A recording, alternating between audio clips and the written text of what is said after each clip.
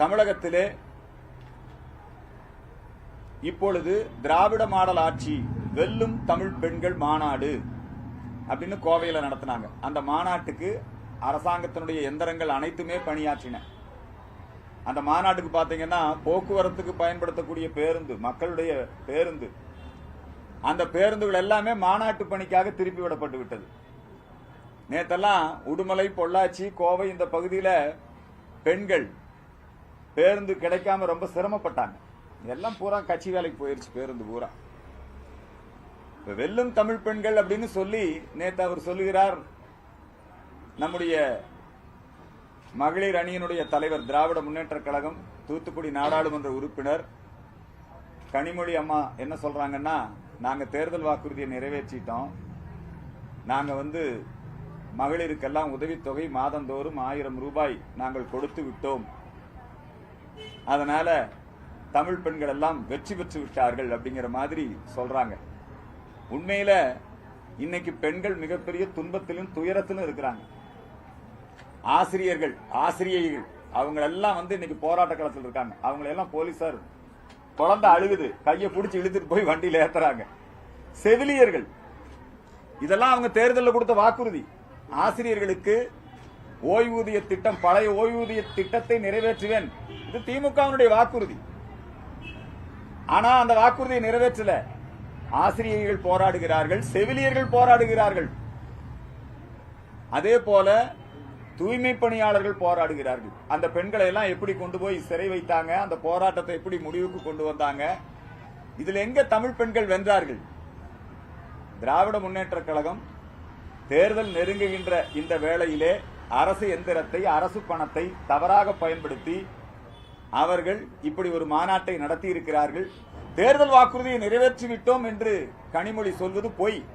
அது மட்டுமல்ல, அவங்க இன்னொரு மிகப்பெரிய பொய்யை சொல்லி இருக்கிறாங்க. தமிழ்நாட்டில் நாங்க மதுக்கடைகளுடைய எண்ணிக்கையை குறைச்சிருக்கிறோம். யாராவது கேட்டா சிரிப்பாங்க.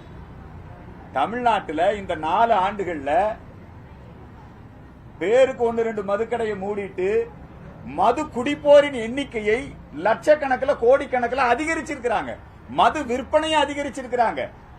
பொங்கலுக்கு, தீபாவளி பண்டிகைக்கெல்லாம் இலக்கு வைத்து அவர்கள் மது விற்பனை அதிகரித்திருக்கிறார்கள். ஆகவே இப்ப என்ன சொல்றாங்கன்னா, இந்த தேர்தலில் வரக்கூடிய 26 தேர்தலில் ஹீரோ எங்களுடைய தேர்தல் அறிக்கை தான். மு.க. ஸ்டாலின் ஐயா அவர்கள் சொல்லி இருக்கிறார், முதலமைச்சர், உங்க தேர்தல் அறிக்கை ஹீரோ அல்ல, அது தமிழ்நாட்டுக்கு வில்லன். என்னங்க, ஏன்னா கடந்த முறை நீங்க கொடுத்த தேர்தல் அறிக்கை இருக்கு இல்லையா, அதுல எதுவுமே நிறைவேற்றல. பெட்ரோல் டீசல் விலை அதை நாங்க குறைப்போம்னு சொன்னீங்க, எங்க குறைச்சிங்க? அதே மாதிரி தான் சாராய கடையை மூடுவோம், நீங்க எங்க மூடுனீங்க? நீட் தேர்வு விலக்கு, நீங்க எங்க நீட் தேர்வுக்கு விலக்கு? நகைக்கடன் ரத்து, நீங்க விலைவாசி உயர்வை கட்டுப்படுத்துவோம், நீங்க எந்த இடத்திலுமே இவர்கள் தேர்தல் வாக்குறுதி நிறைவேற்றவே இல்லை.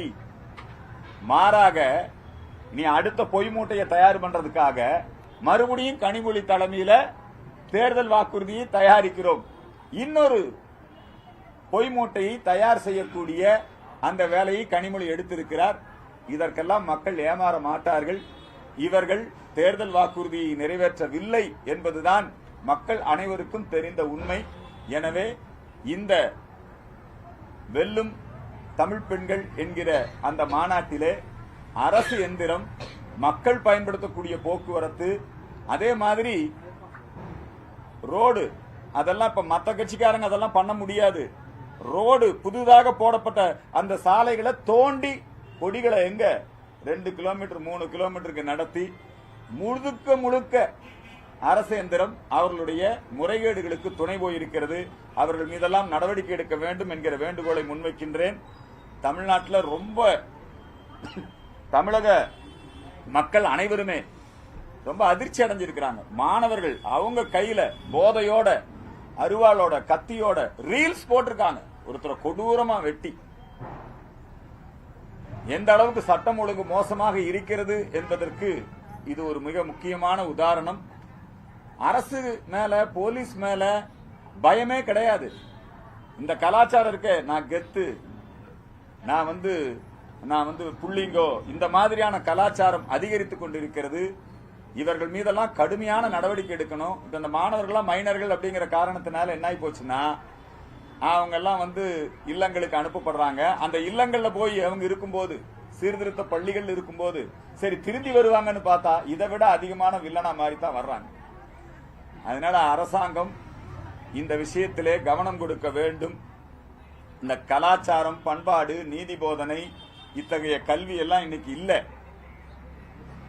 ஆன்மீகம், தேசபக்தி இவைகளெல்லாம் மக்கள் மத்தியிலே சொல்லிக் கொடுப்பதில்லை. இதன் காரணமாக தமிழகத்திலே மிக மோசமா இந்த டாஸ்மாக் கலாச்சாரம், போதை கலாச்சாரம் இது வந்து அதிகரித்துக் கொண்டே இருக்கிறது. நேற்று கூட பாருங்க, மெத்தபடமைன் தமிழ்நாட்டில் பிடிபட்டிருக்கு.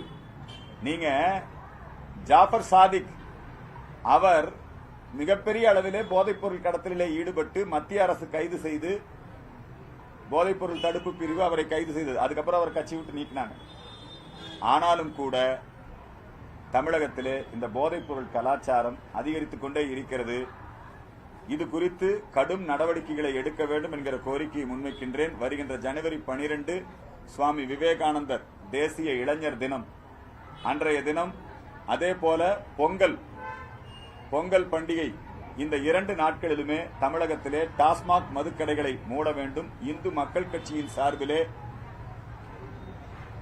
நம்முடைய இளைஞர்களை போதைப் பொருளிலே இருந்து விடுவிக்க, குடி நோயிலிருந்து அவர்களை விடுவிக்க தமிழகம் முழுக்க இந்து மக்கள் கட்சி சார்பிலே போதை பழக்கத்திற்கு ஆளானவர்களை மீட்பதற்கான முகாம்கள், அவர்களுக்கான சிகிச்சை இலவசமாக வழங்கப்படும். மதுக்கடைகளை நிரந்தரமாக மூடக்கோரி நம்முடைய நிகழ்ச்சிகள் நடத்தப்படும். பொங்கல் விஷயத்துல பாத்தீங்கன்னா, பொங்கல் என்பது ஒரு ஹிந்து பண்டிகை. முதல் நாள் போகி பண்டிகை, இந்திரனுக்கு பொங்கல். அதுக்கு அடுத்தது சூரியனுக்கு பொங்கல். தை மாதம் முதல் நாள் உழவர் திருநாள் என்று சொல்லுகிறோம். அதுக்கு அடுத்த நாள் மாட்டு பொங்கல். இந்த பொங்கலை பாத்தீங்கன்னா ஒரு ஆளை மதம் மாத்துவாங்க, ஒரு மனிதனை மதம் மாத்துவாங்க, பேர் மாத்தி, ட்ரெஸ் மாத்தி, ஏதாவது ஒரு சடங்கு படி மதம் மாத்துவாங்க. ஆனா இந்த தமிழ்நாட்டில் திராவிட இயக்கமும் கிறிஸ்தவ நிறுவனங்களும் சேர்ந்து பொங்கல் பண்டிகையவே மதம் மாத்திட்டான். தமிழருடைய கலாச்சாரம், பண்பாடு, பாரம்பரியம் இதையவே கிறிஸ்தவ மதத்திற்கு மாற்றக்கூடிய ஒரு முயற்சியை தொடர்ந்து செய்து வருகிறார்கள். சமத்துவ பொங்கல்ங்கிற போர்வையில அரசாங்கம் வந்து பொங்கல் பரிசு கொடுக்குது. அது 3000 கொடுப்பாங்களா, 5000 கொடுப்பாங்களா? ஏன்னா தேர்தல் பக்கத்துல வருது, அதனால பணம் கொடுக்கணும். மக்கள் பணத்தை எடுத்து, அரசு பணத்தை எடுத்து இப்படி கொடுத்து ஓட்டு வாங்கிக்கலாம் அப்படின்னு தான், பணபலத்தை நம்பிதான் அவங்க வந்து இன்னைக்கு கட்சி நடத்திட்டு இருக்காங்க, ஆட்சி நடத்திட்டு இருக்காங்க. அதனால அந்த பொங்கல் பரிசு கொடுக்கும்போது யாருன்னா பொங்கல் கொண்டாடணும் கொடுத்தா பரவாயில்ல. இப்ப ரம்ஜான் பரிசு இஸ்லாமியர்களுக்கு கொடுங்க, கிறிஸ்தவ பரிசு அது வந்து கிறிஸ்தவர்களுக்கு கொடுங்க. இந்த பொங்கல் பரிசுங்கிற போர்வையில மத நல்லிணக்க பொங்கல்னு கூப்பிட்டு அவங்களுக்கு எல்லாம் பொங்கல் கரும்பெல்லாம் கொடுத்து, இது வந்து ஒரு நாடகம். இது மக்களை ஏமாத்துறது, முஸ்லீம் கிறிஸ்தவர்களையும் ஏமாத்துறது. அவங்க பண்டிகைக்கு அவங்களுக்கு பண்ணுங்க, தீபாவளிக்கு வாழ்த்து சொல்ல மாட்டேங்கிறீங்க. ஆனா இந்த பொங்கலில் இருக்கக்கூடிய ஆன்மீகத்தை, இந்த பொங்கலில் இருக்கக்கூடிய வாழ்வியலை, கலாச்சாரத்தை, பண்பாட்டை அவர்கள் பிரிக்கக்கூடிய அந்த சர்ச்சைகளுடைய சதிக்கு துணை போக கூடாது. பொங்கல் பரிசுகள் பொங்கல் கொண்டாடுபவர்களுக்கு வழங்குங்கள். அந்த கோரிக்கையை இந்த நேரத்திலே நாங்கள் முன்வைக்கின்றோம். இப்ப மாவட்ட ஆட்சித்தலைவர்களே அவங்க வந்து அங்கீகாரம் கொடுக்கலாம். கோயிலுக்கு அருகாமையிலேயோ அல்லது பொது இடங்களிலேயோ அவங்க வந்து ஒரு வழிபாட்டு தலத்தை, ஒரு சர்ச்சை கட்டுறாங்கன்னு வச்சுக்கோங்க, அதுக்கு வந்து டிஸ்ட்ரிக்ட் கலெக்டரே கொடுக்கலாம் அப்படிங்கிற மாதிரி ஒரு உத்தரவு இன்னைக்கு போட்டிருக்கிறாங்க. இது வந்து சட்டத்துக்கு எதிரானது. மண்டைக்காடு கலவரத்துக்கு பிறகு ஜஸ்டிஸ் வேணுகோபால் கமிஷன், நம்முடைய எம்ஜிஆர் அவர்கள் ஆட்சி காலத்தில் அந்த வேணுகோபால் கமிஷன் பரிந்துரைகளை எம்ஜிஆர் ஆட்சி ஏற்றுக்கொண்டது, அரசு உத்தரவாக பிறப்பித்தது. ஒரு மதத்தினுடைய வழிபாட்டு தலத்திலிருந்து 100 மீட்டருக்கு அப்பால தான் பிற மதத்தினுடைய பிரச்சாரம் நடைபெறணும்.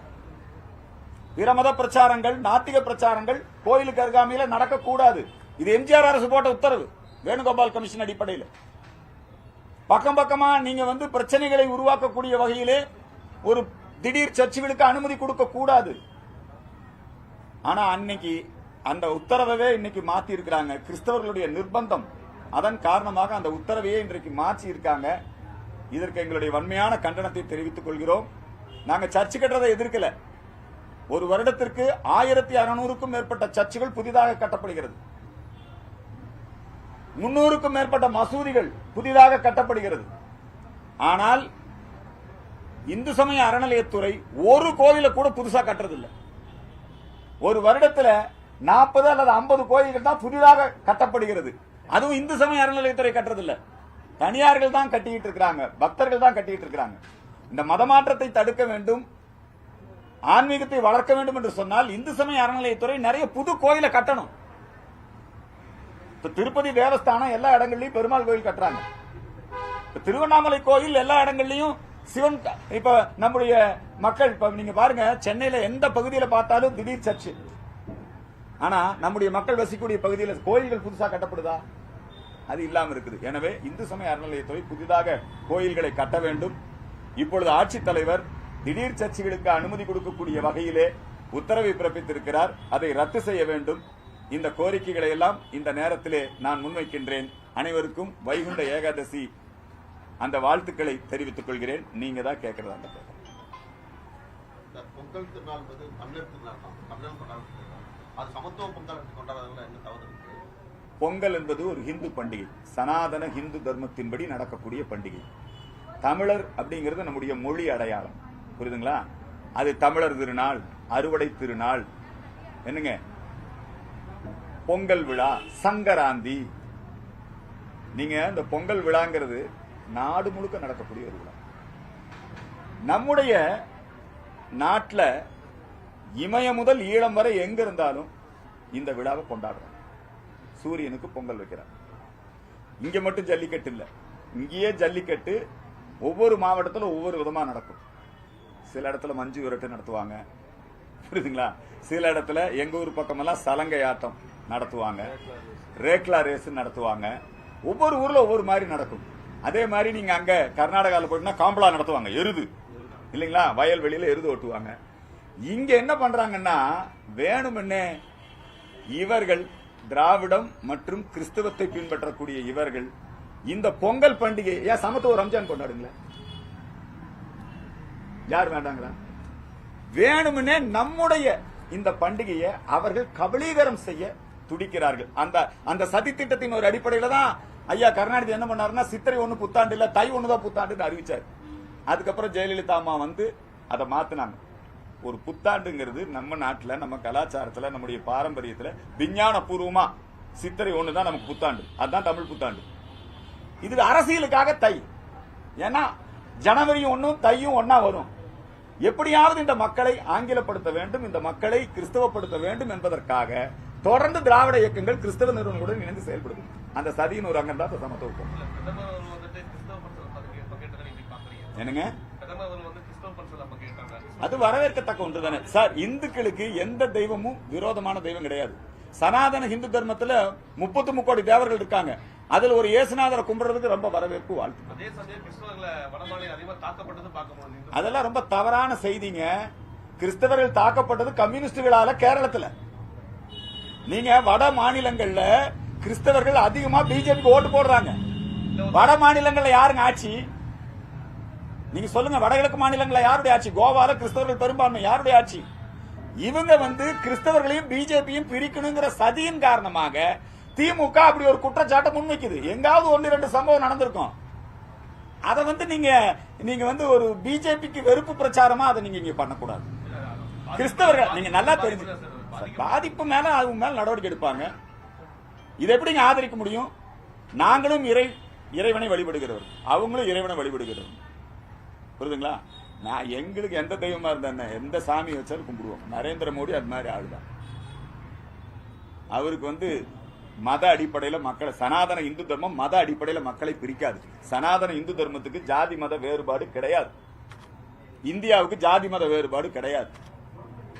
ஆனால் ஜாதி மத வேறுபாட்டை உருவாக்கி அதிலே அரசியல் சுயலாபங்களுக்காக திமுக, கம்யூனிஸ்ட் உள்ளிட்ட அமைப்புகள், சில கிறிஸ்தவ மிஷனரிகள் அவங்க இந்த காரியத்தை செய்யறாங்க. தொடர்ந்து ஒரு ஏங்க கிறிஸ்துமஸ் கொண்டாடுறீங்க, கிறிஸ்துமஸ் அவங்க தேவாலயங்கள்ல சர்ச்சுகள்ல அவங்க கொண்டாடுறாங்க, அங்க எதுக்குங்க அரசியல்? ரம்ஜான் கொண்டாடுறீங்க, அது உங்களுடைய புனிதமான பண்டிகை, அங்க எதுக்குங்க அரசியல்? அங்க போய் அந்த விழால எல்லா அரசியல் கட்சி தலைவரையும் கூப்பிட்டு உட்கார வச்சு அங்க எதுக்கு இந்து மதத்தை திட்டி பேசுறீங்க? அங்க எதுக்கு இந்த கட்சிக்கு ஓட்டு போடணும்னு சொல்றீங்க? இப்போ தமிழ்நாட்டில் இப்ப இருக்கிற அரசியலே உதயநிதிக்கும் ஜோசப் விஜய்க்கும் போட்டி, மு.க. ஸ்டாலினுக்கும் திமுகவுக்கும் தாவேகாவுக்கும் போட்டி. யார் கிறிஸ்தவர்கள் ஓட்ட வாங்குறது? போட்டி போட்டுக்கொண்டு போய் கிறிஸ்தவ மக்களை ஏமாத்தக்கூடாது. நான் பண்ணல, அவரே ஜோசப் விஜய் தான் கையெழுத்து போடுறாரு. நான் பாராட்டுறேன், ஜோசப் விஜயை பாராட்டுறேன். தன்னை ஒரு கிறிஸ்தவன் என்று மிக தெளிவாக சொல்லுகிறார். நான் பாராட்டுறேன். நான் ஒரு இந்துன்னு பெருமைப்படுறேன், அவர் ஒரு கிறிஸ்தவன் பெருமைப்படுறாரு. அதுல என்ன தப்பு? அப்படி சொல்லாதீங்க. இல்ல இல்ல இல்ல, அவரே ஜோசப் விஜய் தான் சொல்றாரு. மிக தெளிவாக அவரே ஒரு பெரிய விழாவை நடத்தி, ஸ்டார் ஹோட்டல்ல ஒரு விழா நடத்தினார், கிறிஸ்துமஸ் விழா. அங்கேயே சொல்லிட்டாரு, புரியுதுங்களா? அதனால அது நீங்க ஜோசப் விஜய் அவர் கிறிஸ்தவராக இருப்பதில் நாங்களும் பெருமைப்படுறோம், அவரும் பெருமைப்படுறாரு. அப்படியெல்லாம் ஒன்றும் பிரச்சனை இல்லை. இத இப்ப திமுக என்ன பயம் வந்துருச்சுன்னா, நாங்க ஏற்கனவே உதயநிதியை வச்சிருக்கிறோம். அவர் ஏற்கனவே தான் கிறிஸ்தவராக மாறிவிட்டதாக அறிவித்திருக்கிறார். கிறிஸ்துமஸ் விழாவில் போய் தான் அறிவிச்சாரு. என் ஒய்ஃப் கிறிஸ்டியன், நான் கூட கிருத்திகானா இந்துன்னு நினைச்சிட்டு இருந்தேன். அவர் என்னங்கிறாரு, நான் கிறிஸ்தவரா மாறிட்டேன், சங்கிகள் வயிறு எரியிட்டுங்கிற. எங்களுக்கு எதுக்கு வயிறு எரியுது? துர்காமா வயிறு தான் எரியணும், புரியுதுங்களா? எங்களுக்கு எந்த வயிற்றுச்சலும் இல்ல. இன்னைக்கு மு.க. ஸ்டாலினும் உதயநிதியும் எல்லா கிறிஸ்தவ சபைகளையும் போய் வளைச்சு கட்டுறாங்க. அதே மாதிரி ஜோசப் விஜய் அவர் எல்லா கிறிஸ்தவ சபைகளையும் வளைச்சு கட்டுறாங்க. எப்படியாவது தமிழகத்துல ஒரு கிறிஸ்தவ முதலமைச்சர் வந்துடணும் அப்படிங்கிற அந்த அடிப்படையில் அவங்க வேலை செய்யறாங்க. வரட்டும், அதுல ஒன்றும் மாற்றம் இல்ல. தமிழ்நாட்டில் பிஜேபி துவக்கினதே ஒரு கிறிஸ்தவர் தான், ஜான், புரியுதுங்களா? ஆனா திமுக மக்களை பிரிக்குது, அது தப்பு. அரசியல் ஆதாயத்துக்காக கிறிஸ்தவர்களை நீங்க ஏமாத்துறீங்க, அது ரொம்ப தவறு. நம்முடைய தமிழ்நாட்டில் கிறிஸ்தவ சபைகள் இருக்கு பாருங்க, அவங்க எதற்காக அரசியல தலையிடணும்னு கேட்க. கூடங்குளத்துல அணு மின்சாரம் உற்பத்தி செய்யணுமா வேண்டாமா? கிறிஸ்தவ சபைகளுக்கு என்ன அங்க வேலை? உங்களுக்கு எதுக்காக சர்ச் இருக்குது? உங்களுக்கு எதுக்காக பைபிள் இருக்குது? உங்களுக்கு ஜீசஸ் இதா சொல்லி கொடுத்தாரு, மின் உற்பத்தியை எதிர்க்கணும். ஸ்டெர்லைட் ஆலை மூடணுமா வேண்டாமா? இதுதான் கிறிஸ்தவ வேலையா? இயேசுநாதர் இதா சொல்லி கொடுத்தாரா? கிறிஸ்தவ சபைகளுக்கு இதுல என்னங்க வேலை? ரோடு போடலாமா வேண்டாமா? துறைமுகம் வேணுமா வேண்டாமா? தென் மாவட்டங்களே இன்னைக்கு வளர்ச்சியில பின்தங்கி நிக்குது. ஒரு துறைமுகத்தை குளச்சல்ல உருவாக்குறதுக்கு கிறிஸ்தவர்கள் அனுமதிக்கல. கிறிஸ்தவ சர்ச்சைகள் அரசியலிலே தலையிடுகிறது. திமுகவை கிரிப்டோ கிறிஸ்தவ கட்சி, ஏற்கனவே விடுதலை சிறுத்தையை கிரிப்டோ கிறிஸ்தவ கட்சியை மாத்தி வச்சிருக்காங்க.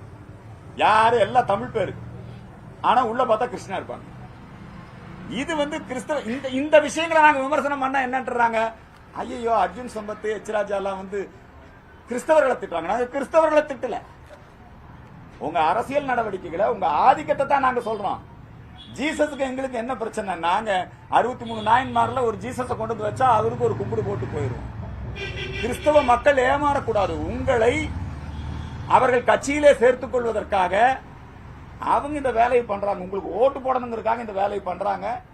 வளர்ச்சி, தேசத்தினுடைய வளர்ச்சி அரசியலை முன்னெடுக்கிறார் மோடி. ஆனா அந்த வளர்ச்சி அரசியலை முறியடிக்க வேண்டும் என்பதற்காக திமுக இன்றைக்கு இவர்களோடு சேர்ந்து கொண்டு மத்திய அரசாங்கத்தினுடைய எல்லா திட்டங்களுக்கும் எதிர்ப்பு. புதிய கல்விக் கொள்கையா எதிர்ப்பு, எந்த திட்டம் கொண்டு வந்தாலும் எஸ்ஐஆருக்கு எதிர்ப்பு. சரி, திமுக எதிர்க்குது, விஜய் எதுக்குப்பா எஸ்ஐஆர் எதிர்க்கிறாரு? என்னெல்லாம் திமுக சொல்லுதோ அதை பூரா விஜய் செஞ்சுக்கிட்டே இருப்பார். திமுக பினாமி கட்சி தான் தாவேகா. திமுக உருவாக்கிய ஒரு அமைப்பு தான். எப்படி மக்கள் நீதி மையத்தை கடந்த தேர்தலில் உருவாக்குனாங்களோ அதே வேலை தான். திமுக என்ன எழுதி கொடுக்குதோ, தூய சக்தி தீய சக்தி எல்லாம் பேசுறாருல்ல, திமுக எழுதி கொடுத்து பேசுறது தான். எழுதி கொடுக்கறது யாரு? ஆதவ அர்ஜுன், ஜான் ஆரோக்கியசாமி. அதனால இது சபைகள் நேரடியாக ஒரு அரசியல் கட்சியை கைப்பற்றி அவர்கள் செயல்படுவதைத்தான் நாங்கள் எதிர்க்கிறோம். அதே மாதிரி தான் இந்த பொங்கல் விழாவையும் அவங்க கைப்பற்றுவதற்கு முயற்சிக்கிறார்கள். இது இந்து பண்டிகை, பொங்கல் நம்முடைய தமிழர் பண்டிகை. இதை அவங்க இதை ஆதிக்கம் பண்ணி அப்படியே தமிழர்களை அப்படி ஜனவரி 1 கூட்டிட்டு போறது, மம்மி டாடி கூட்டிட்டு போறது, புரியுதுங்களா? அப்படியே அவங்கள அந்த கிறிஸ்தவ கலாச்சாரத்துக்கு அழைச்சிட்டு போறது, நள்ளிரவுல கோயில நட திறந்து பூஜை பண்றது. கோயிலுக்குன்னு சில முறை இருக்குது.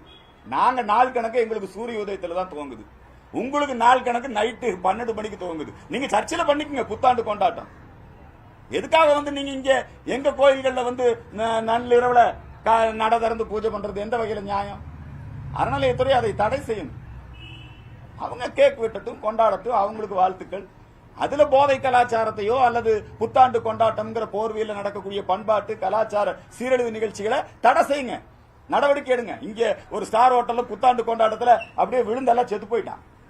பல இடத்துல சட்டம் ஒழுங்கு பிரச்சனை வருது. அதனால அதெல்லாம் கண்ட்ரோல் பண்றதுக்கு நடவடிக்கை எடுக்கணும் தான் கேட்கிறோம். நாங்க ஒன்னும் கிறிஸ்துமஸை எதிர்க்கல அல்லது இதெல்லாம் எதிர்க்கல. பொதுவான இதை உடனே நீங்க இதை மதவாதத்தோட அடையாளப்படுத்தக்கூடாது. கேளுங்க அவங்க கிட்ட, எதுக்காக பாதிரிகள் கூடங்குளம் அணுமின் நிலையத்தை எதிர்க்கிறார்கள், எதற்காக ஸ்டெர்லைட் ஆலையை மூடுவதை எதிர்க்கிறார்கள், எதற்காக 8 வழிச்சாலையை எதிர்க்கிறார்கள், எதற்காக துறைமுகத்தை எதிர்க்கிறார்கள். இது என்ன பைபிள்ல சொல்லியிருக்கா துறைமுகம் வேண்டான்னு?